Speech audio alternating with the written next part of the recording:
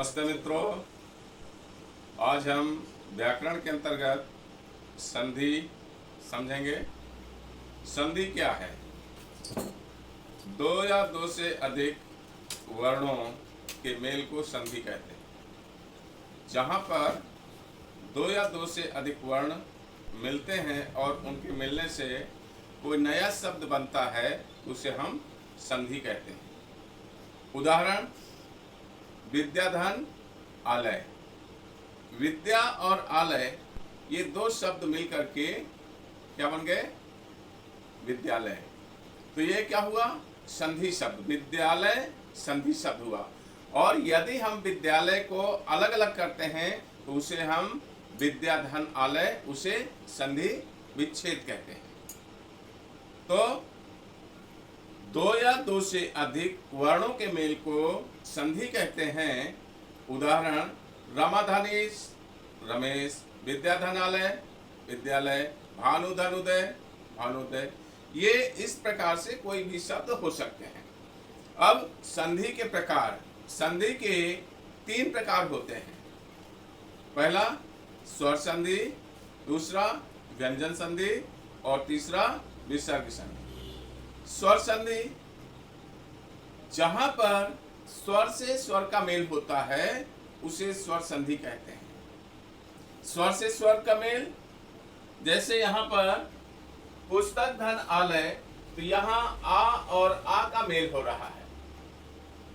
ह्रस्व आ और दीर्घ आ का मेल हो रहा है। सुधन आगत, यहाँ उ और आ का मेल हो रहा है। अर्थात जहां भी स्वर से स्वर का मेल होगा उसे हम स्वर संधि कहते हैं। और इसके उदाहरण हैं पुस्तक धन आलय पुस्तकालय, सुधन आगत स्वागत, देवधन ऋषि देवर्षि। अनेक उदाहरण हो सकते हैं। लेकिन स्वर संधि की पहचान यह है कि स्वर से स्वर का मेल आपस में होना चाहिए। व्यंजन संधि, जहां पर व्यंजन से स्वर या व्यंजन का मेल हो, यानी कि व्यंजन संधि में धन से पहले व्यंजन होना आवश्यक है।